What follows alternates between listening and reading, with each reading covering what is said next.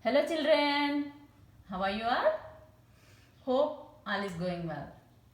I am Sri Lakshmi, your English teacher. Today we are going to discuss a simple topic. Simple. Can you tell me some works you do daily after coming to school? Yes? You write, you go to assembly, yes? Eating snacks, listening to music, listening to teacher, having lunch, playing games, writing in books, etc. Right, very good. What are all these? These are all action words, right? These are all action words. When do we call an action word? What do we call an action word in English? Verb. Very good. What do we call an action word in English? Verb. So, now today we are going to learn about verb and types of verbs. Okay, children? So, now tell me, can you give me an example by using a verb? Yeah? Yes. I eat food. Very good. I eat food. If the verb eat is not there, does it have any sense? I food. Right? No. So, the verb eat is called a finite verb. What is this? Finite verb. This is finite verb. We can say it as finite verb also. Okay? So, let's see the definition first. Okay, children? So, what is a finite verb? A finite verb. A finite verb agrees with the subject,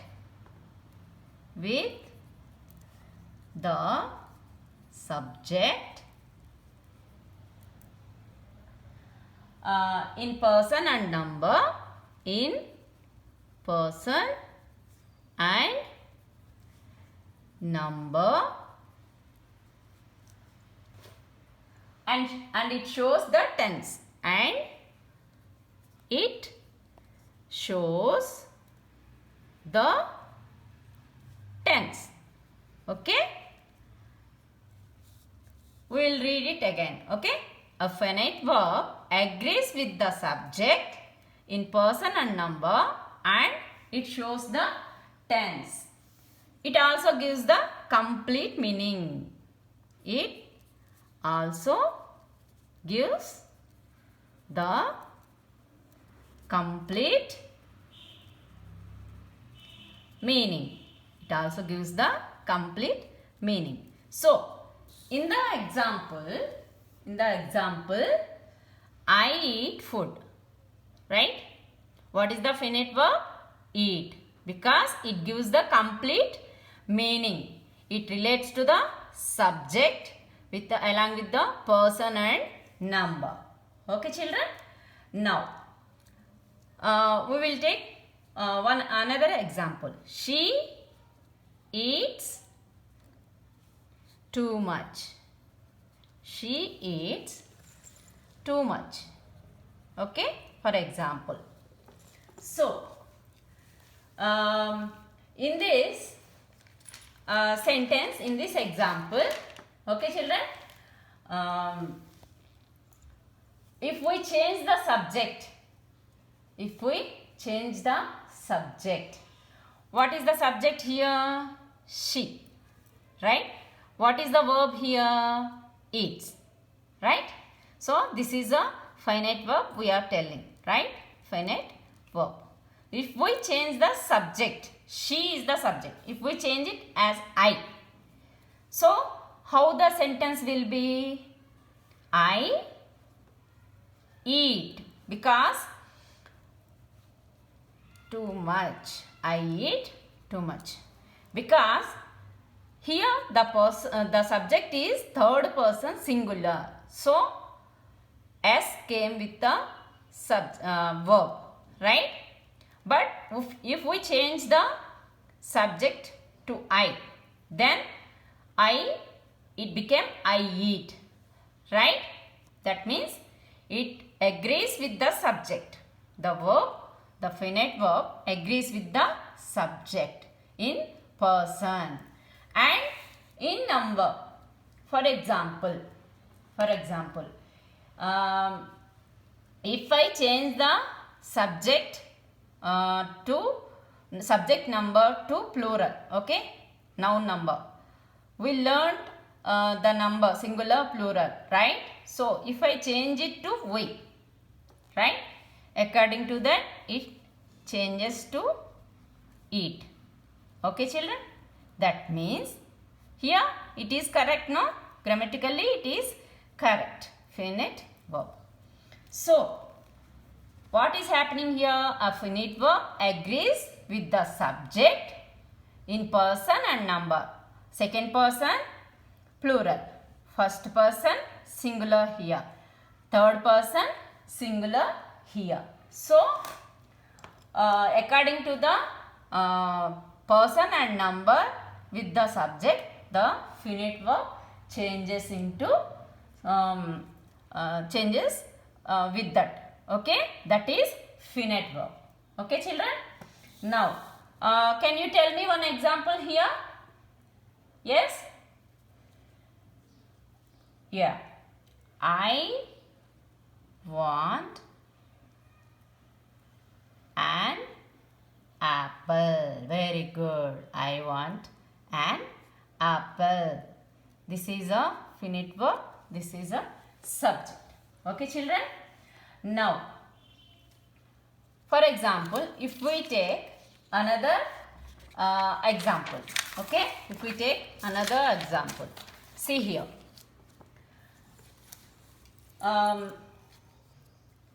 She wants to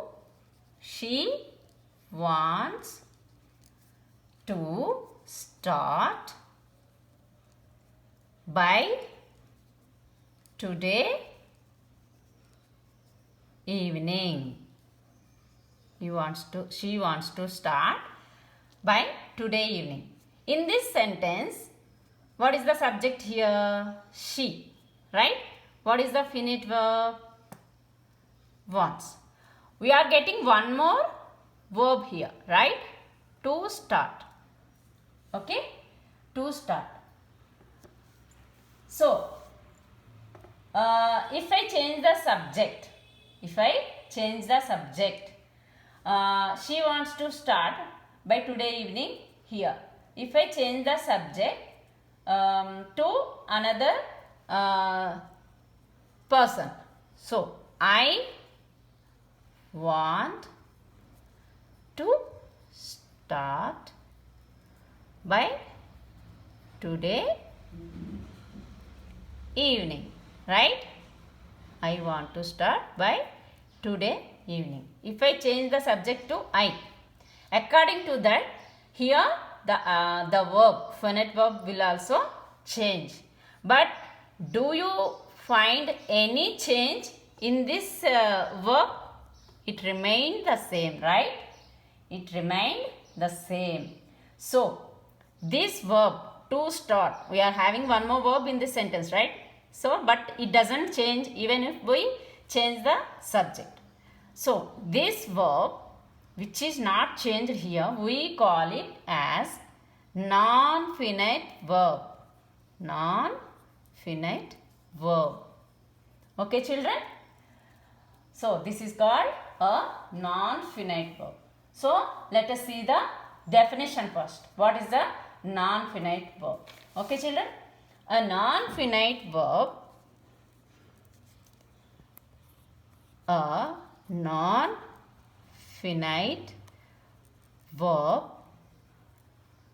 does not does not agree with the subject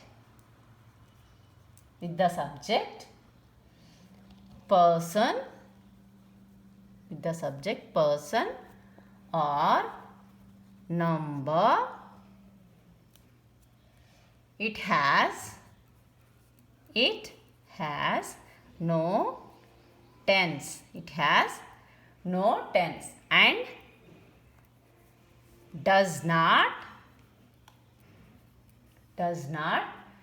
give complete meaning.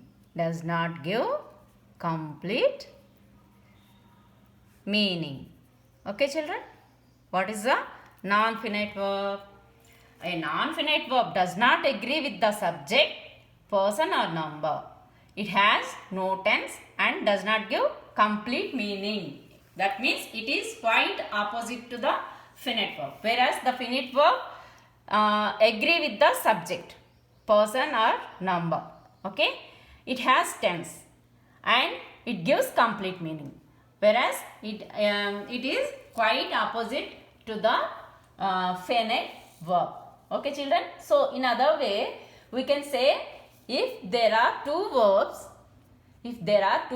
in a sentence, the verb which is nearer to the subject is finite verb, right? See here, what is the verb nearer to the subject? Want. This is finite verb. Okay, children? Here also, wants is nearer to the subject she, and to start is far from the subject. So, we can easily find out if there are two verbs, what is the finite verb and what is the non-finite verb. Okay, children? So, the verb which is far from the subject is infinite verb. Which is nearer to the subject is finite verb. Which is far from the subject is infinite verb. Okay, children? One more example. She sees a man going on the road.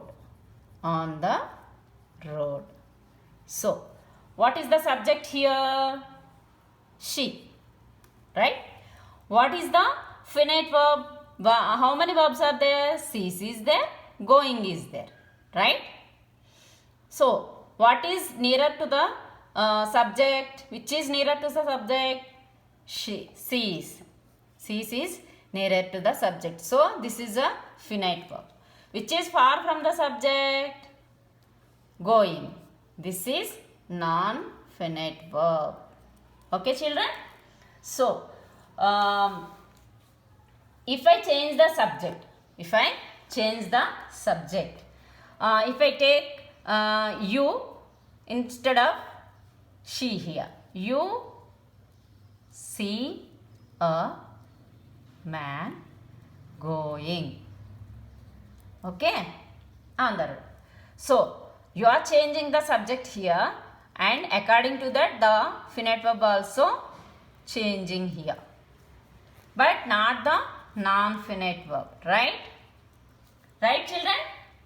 So, if I change the person number, this is a plural number. You is a plural number. Then also, it doesn't change the non-finite verb. It remains the same. Okay, children? You are getting that one? Right. So, likewise, for tense also. If I change the tense here. See here. If I change the tense. I saw a man going. I saw a man going. Here also it remained the same as previous one. Right? But if I change the tense, to past here. Here it is a present tense. Here it is a past tense. Then also it changed. The finite verb only changed, but not the non-finite verb. Right, children? So this is a non-finite verb. Okay, children. Then you can ask me, teacher, if there are two verbs in the sentence, we can easily find. But if there is only one verb is there, and if it is a non-finite verb, how do we find? Then there are two simple tricks are there. Okay, children. The non-finite verb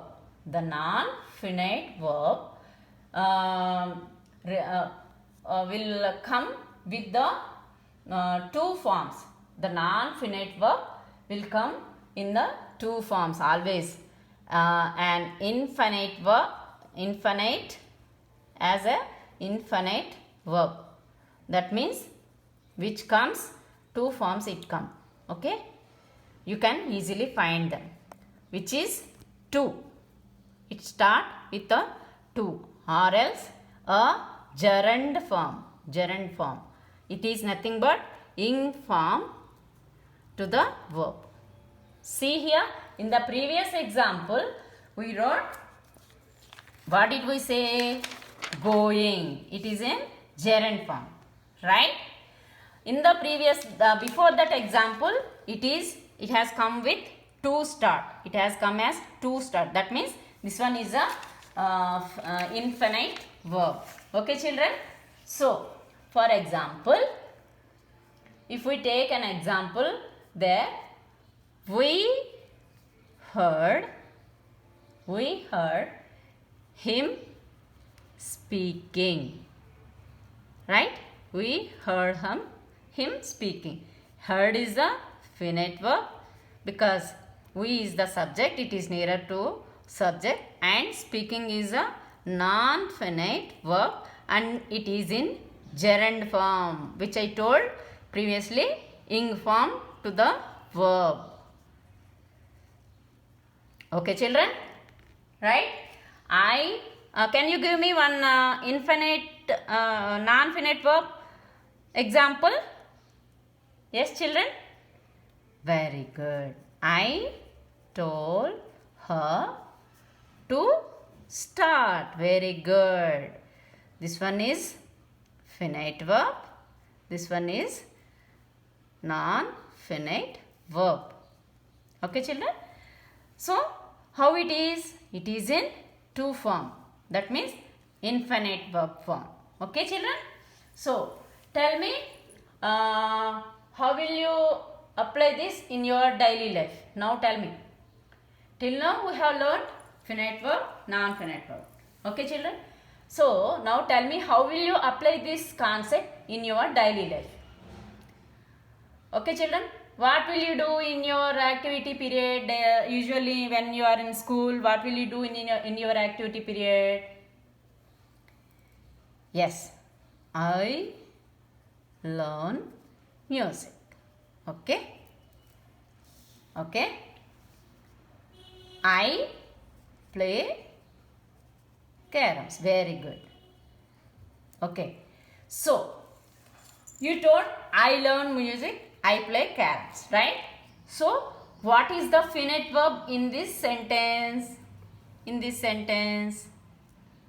Learn. Very good. Because it is nearer to the subject and it gives the complete meaning. Right, children? Here also. Very good. So, can you, in lunch time, what will you do? You eat food. Okay. And if your friend is not eating lunch properly, how will you say? Yes, I told my friend to finish the lunch. Very good. How will you say? I told my friend to finish the lunch. Very good. So now tell me, in this sentence, you can find both finite verb and non-finite verb, right? Yes. Now you tell me, what is the finite verb? Very good. Finite verb. Told is the finite verb. And what is the non-finite verb? Very good. Non-finite verb. See children, it has come in the to form. That means infinite form. Right? Very good. Okay. Till now we have learnt about types of verbs. Finite verb and non-finite verb. Right children? Now I'll give you some homework. Okay. First one. They are going to school. Okay. Second one. He does not know Tamil. Okay. Third one. I saw the girl dancing. Okay. So, these are the three examples. I mean, three homework sentences I am giving to you. What you have to do? If there are two verbs, find out the both. Okay. What is finite verb and what is non-finite verb. Okay, children. Hope you got the concept in this session. See you in next session. Till then, bye.